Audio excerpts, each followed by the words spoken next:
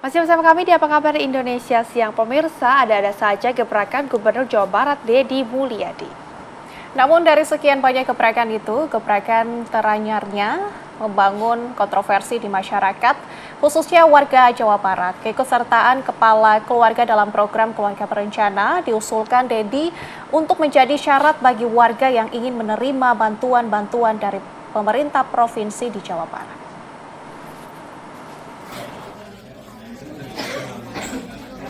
Kontrasepsi permanen untuk pria alias vasektomi diusulkan Gubernur Jawa Barat Deddy Mulyadi sebagai syarat bagi warganya yang ingin mendapatkan bantuan dari Pemprov, terutama beasiswa dan bantuan sosial lainnya.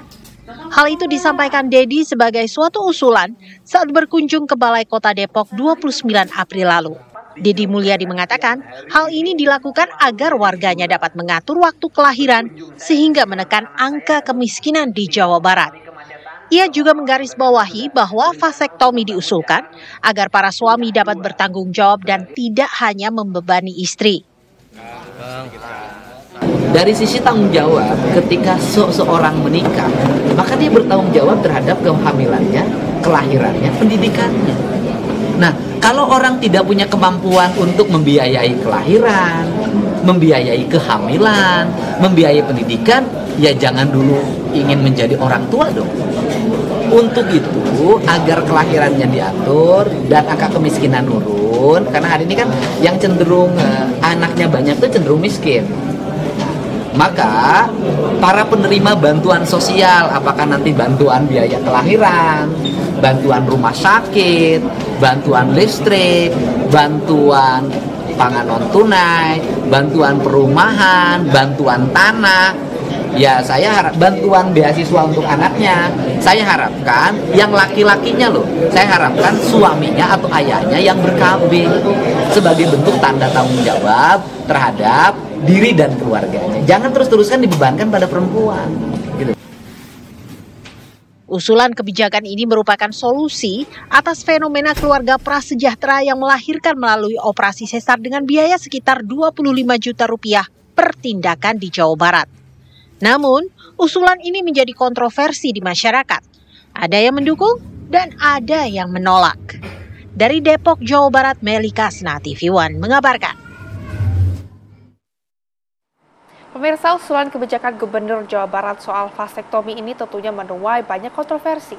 Yang pro, usulan dinilai jika itu masuk akal dan jika untuk mengentaskan angka kemiskinan. Sementara pemirsa yang kontra menilai terlalu berlebihan bila kebijakan vasektomi dikaitkan dengan pemberian bantuan-bantuan dari pemerintah Provinsi Jawa Barat. Nah, pemirsa, untuk mendalami hal ini, di studio kami sudah hadirkan pengamat sosial kita, Bu Devi Rahmawati. Selamat siang, Bu Devi. Selamat siang, Terima kasih Mbak. sudah bergabung bersama Sama-sama. kami. Oke, Bu Devi, kalau kita lihat dari wacana kebijakan ini ada dua variabel, vasektomi dan juga mengentaskan kemiskinan. Apakah untuk mengentaskan kemiskinan ini satu-satunya cara adalah dengan vasektomi ini atau bagaimana sih, Mbak Devi? Pertama kita perlu luruskan, jadi niat sang kepala daerah untuk mengendalikan jumlah penduduknya agar keluarga-keluarga makin sejahtera, kita tentu setuju. Tapi pakai tanda bintang, syarat dan ketentuan berlaku. Kenapa ini penting? Karena misalnya data, baik itu misalnya data dunia UNICEF atau bahkan data di dalam negeri sendiri seperti Susenas misalnya, memang menunjukkan kalau keluarga yang ekonominya terbatas gitu ya, lalu kemudian punya anak banyak, maka itu bisa misalnya punya uang 1.000, maka 70%-nya atau 700-nya itu habis untuk keperluan dasar dulu. Bahkan belum bisa untuk pendidikan, untuk kesehatan dan lain-lain. Nah, bahkan hitungannya tuh kalau punya 4 anak, minimal, itu pun udah mepet sekali, minimal orang tuanya harus punya penghasilan 10 juta kalau anaknya mau dapat makan juga, mau sekolah juga, kesehatan terjaga. Ini yang terjadi. Udah gitu belum lagi ada potensi anaknya 15 kali lebih mungkin nggak meneruskan sekolah di atas SMP. Bayangkan kalau anaknya misalnya banyak tapi sekali lagi kemampuan ekonominya terbatas. Artinya niat sang kepala daerah tentu sangat baik. Tapi kenapa syarat dan ketentuan berlaku? Ingat, sudah ada negara-negara lain yang juga pernah gagal dan berhasil. India contohnya, tahun 75 sampai 77 dia punya program sterilisasi massal dan itu menjadi catatan dunia karena sebagai salah satu yang gagal total.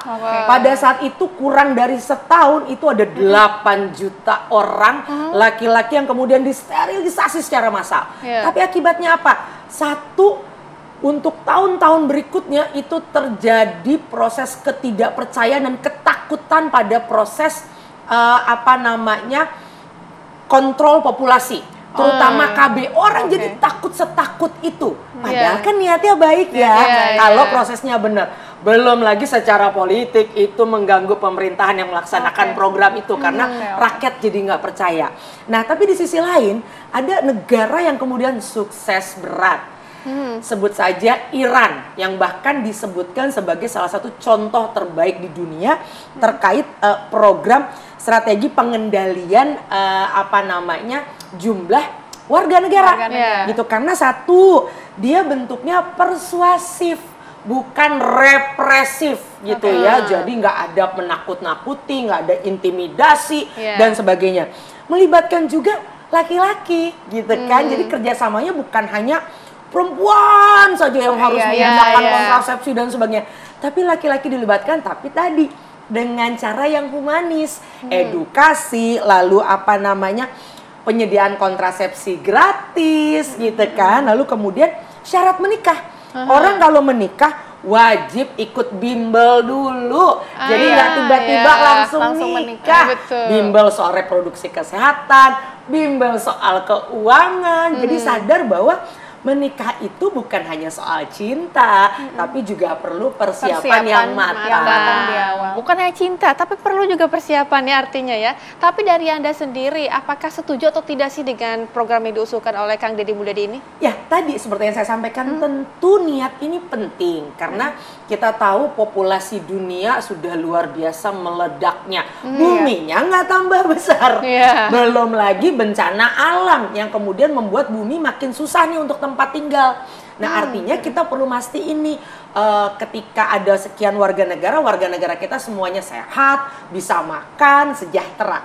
Dalam konteks ini tujuannya mulia, tapi caranya yang perlu hati-hati. Karena tadi kalau kita berkaca misalnya pada tadi India, lalu belum lagi ada Cina juga pernah punya kebijakan satu anak, walaupun misalnya dia pernah punya kampanye gini, lebih sedikit anak maka lebih cepat kaya. Itu juga nggak ngaruh. Artinya karena ketika walaupun dari segi komunikasinya kelihatannya menarik, tapi ketika prakteknya ada penekanan, ada represi dan sebagainya, itu kemudian memberikan dampak yang nggak main-main. Akhirnya banyak yang kemudian memilih aborsi. Kemudian ada krisis demografi di Cina di mana orang yang tua jadi makin banyak, yang mudanya berkurang banget. Kemudian anak-anak tunggal pada saat itu, ini bicara Cina contohnya, itu akhirnya terpaksa menanggung beban sendirian terhadap orang tuanya. Ini Cina. Nah, artinya kita perlu belajar lah. Mau model yang mana tentu kita harus sesuaikan. Nah, kayak Iran tuh dia juga sangat memperhatikan agama. Artinya dia juga melibatkan tokoh-tokoh agama.